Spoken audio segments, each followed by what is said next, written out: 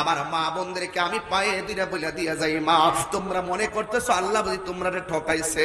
না গো না, তোমরা ঠকায় না। আমার আল্লাহ এই কথা বলে নাই যে পুরুষের পায়ের নিচে জান্নাত আছে। আমার নবী বলছে আল জান্নাতু তাহতা আকদামিল উম্মাহাত। আমার নবী বলছে মায়ের পায়ের নিচে সন্তানের জান্নাত আছে। তোমরা নারী পুরুষের সমান অধিকার বইলা তীর মুড়ের মধ্যে যেমন খুশি তেমন কাপড় পইরা এইভাবে তোমরা ঊর্ধ্বলঙ্গ হইয়া বলতেছো আমার বাবার কাপড় দিয়া, আমার বাবার টাকা দিয়া কাপড় অর্ধেকটা পরবো নাইলে সবটা পরবো। কার বাপের কি? আমার বাপের টাকা দিয়ে আমি পরবো, আমি যেমন খুশি তেমন পরবো না, অসম্ভব। যেমন খুশি তেমন পরা যাবে না।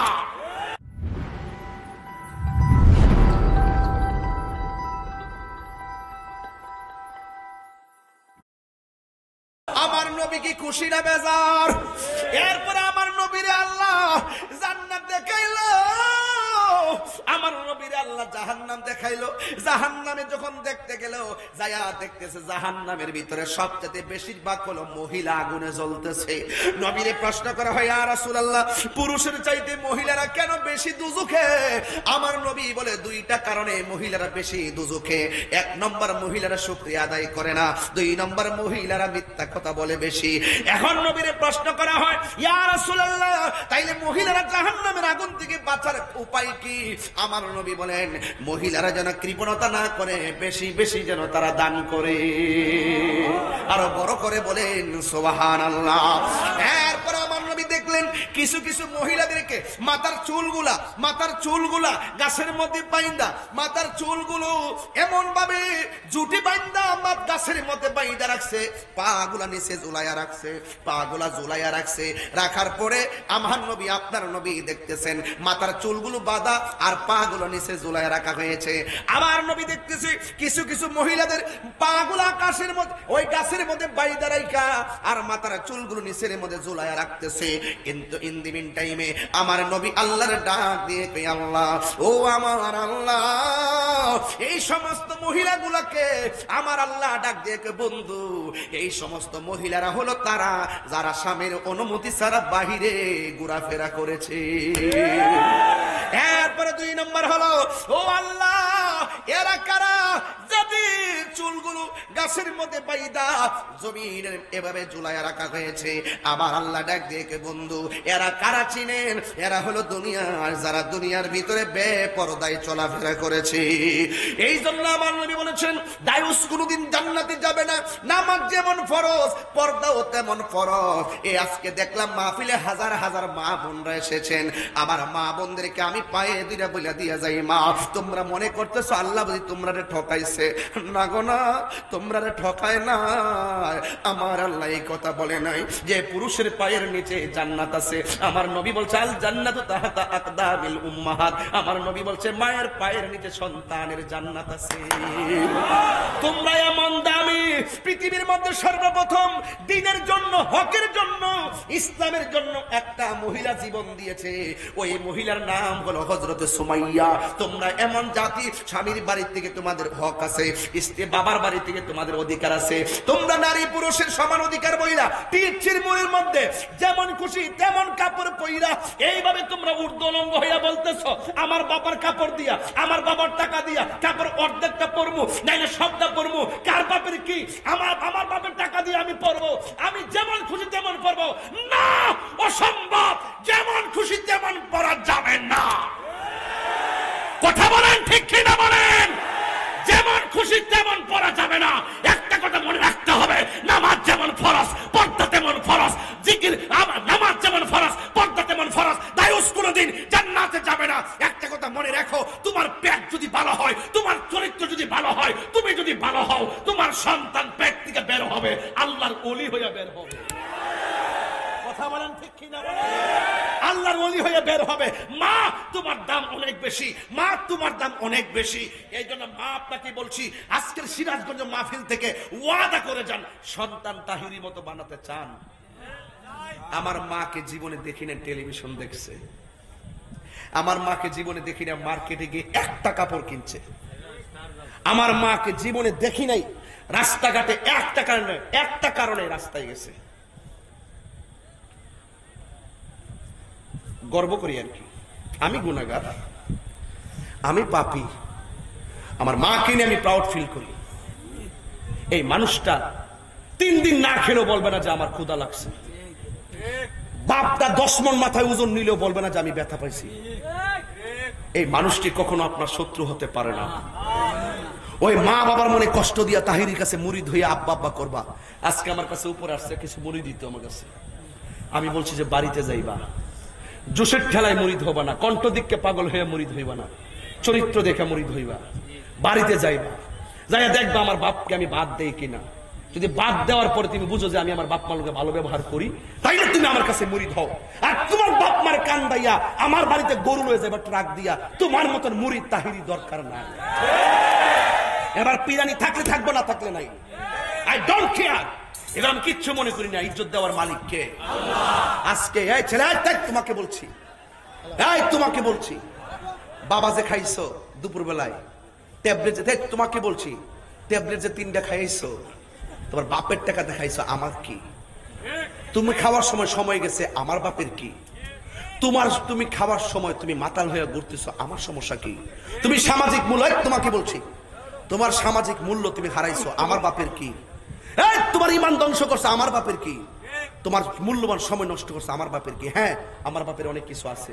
একটা মাত্র কারণে আছে, তোমার মা যখন তোমার পেটের মধ্যে, তোমার মা যখন তোমাকে পেটে রাখছিল, তখন তোমার মা বলছিল আমার ছেলেটাকে মানুষের মতো মানুষ বানাবো। যখন তুমি ক্লাস 8-এ পড়ার পরে নেশা ধরেছো, তোমার মা চোখের পানি ফেলায় ফেলায় রাত্রে ঘুমাইতে পারে না, তোমার বাপ ঘুমাইতে পারে না, তুমি চোখের পলকে নেশা ধরে তোমার বাবার স্বপ্নকে মাটির সঙ্গে মিশাইয়ে দিছো। তোমার বাবার চোখের পানি, তোমার মায়ের চোখের পানি মুছে দেওয়ার জন্য আমি তোমাকে নেশা থেকে ফিরে আসতে ওয়েলকাম জানাচ্ছি। তোমার মায়ের চোখের পানি মুছে ফেলার জন্য তোমাকে বলছি, তুই খাইতে খেতে মইরা যাস না, আমার সমস্যা কি? এই বেটা, তোর জন্য তোর মা চোখের পানি ফেলায় কাঁদে।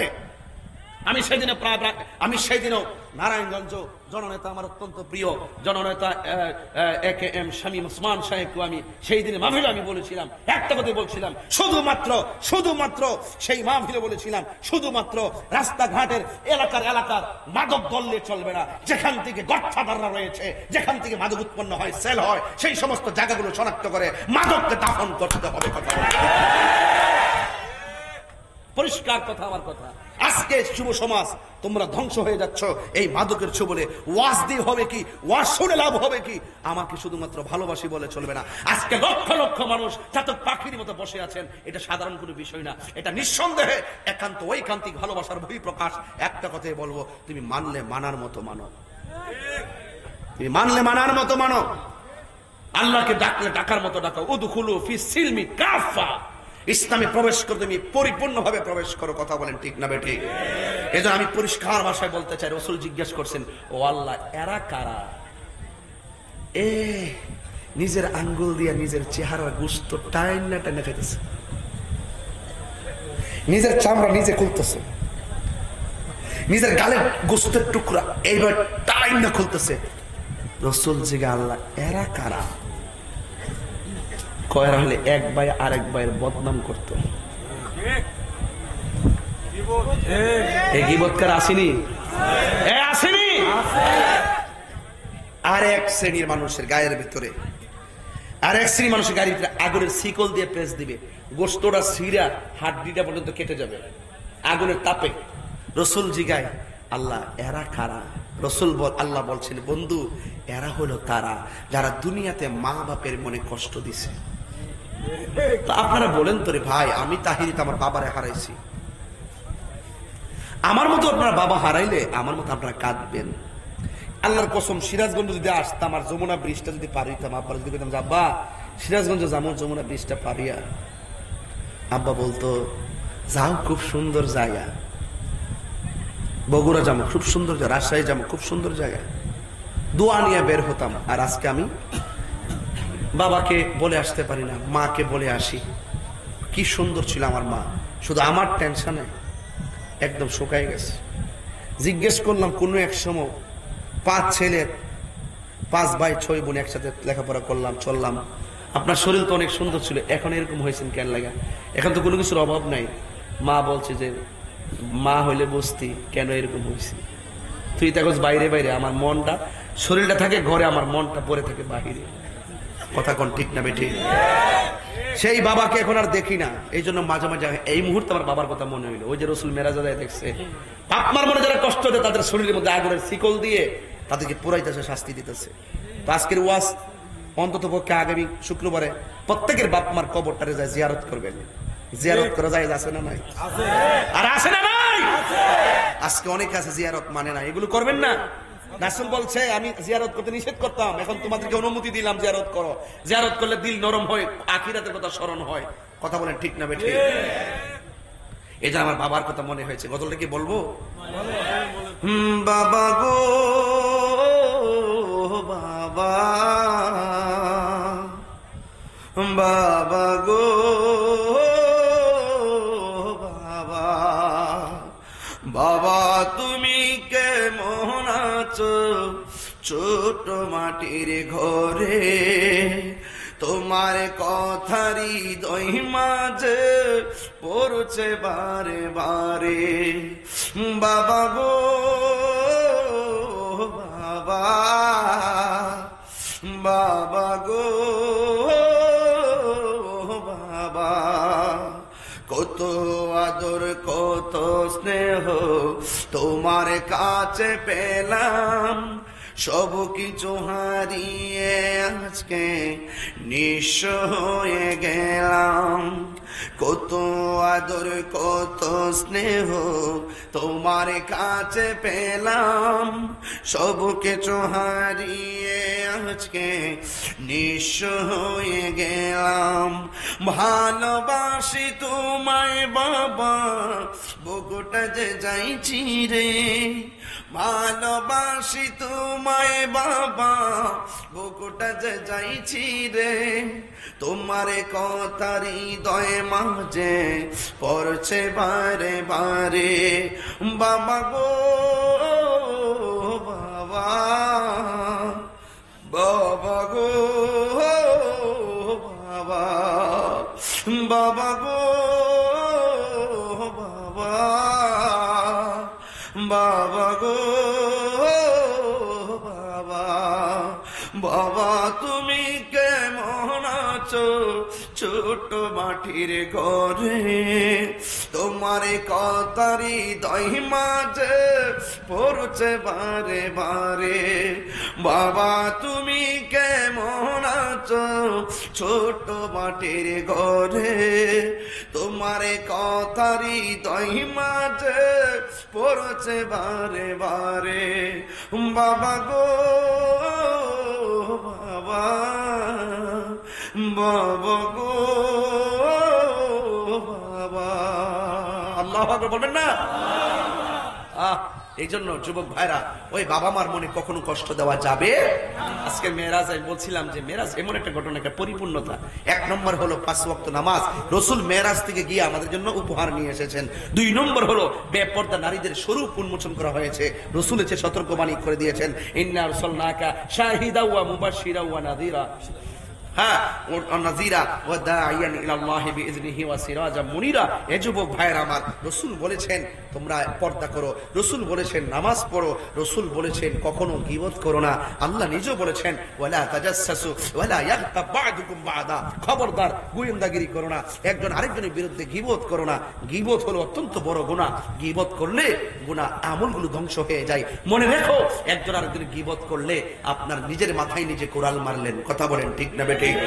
এই জন্য যুবক ভাইয়ের আমার, পায়ে হাত রেখে বলবো, আজকের এই মাহফিলটা দেখে অত্যন্ত অভিভূত হয়েছি, অত্যন্ত আমি প্লিজড হয়েছি, সন্তুষ্ট হয়েছি যে এই মাহফিলটা আপনারা অক্লান্ত পরিশ্রম করে মাহফিলটা করেছেন। মা বোনদেরকে বলবো, মা নামাজ যেমন ফরজ, স্বামীর খেদমত করবেন। স্বামী স্ত্রী উভয়কে বলবো, একজন আরেকজনের কাছে অবহেলার পাত্র নয়। স্ত্রী এবং স্বামী হুন্না লিবাসুল লাকুম ওয়া আনতুম লিবাসুল লাহুন্না। নারী হলো পুরুষের পোশাক আর পুরুষ হলো নারীর পোশাক। একজন আরেকজনের প্রতি ভালোবাসার ব্যবহার করবেন। আল্লাহ রাব্বুল আলামিন যেন আমাদের সকলকে কোরআন সুন্নাহর আলোকে যেন জীবনকে গঠন করা তৌফিক দান করে। সকলে জবান খুলে বলুন আমিন, আর জবান খুলে বলুন আমিন। আসেন ইয়া নবী সালাম,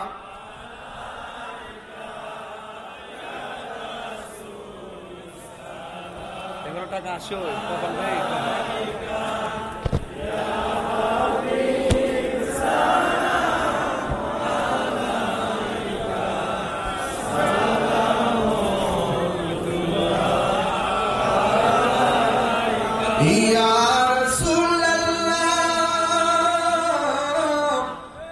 ويا حبيب الله मेरे आका बहुत का चमके सितारा हाजिरी का हो इशारा देख कर रोज़ा प्यारा फिर काहे बोला तुम्हारा या नबी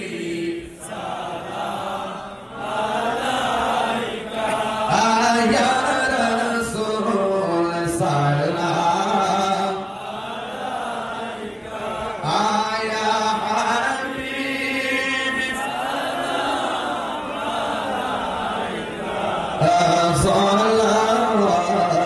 सलावतुल्लाह हबीबी या रसूलल्लाह या हबीबल्लाह মরণে পাশে তাকিয়ে কবরে কাছে আসিয়ে হাসরে সুপারিশ করিয়ে হাউজে কাউসার পিলায়ে ইয়া নবী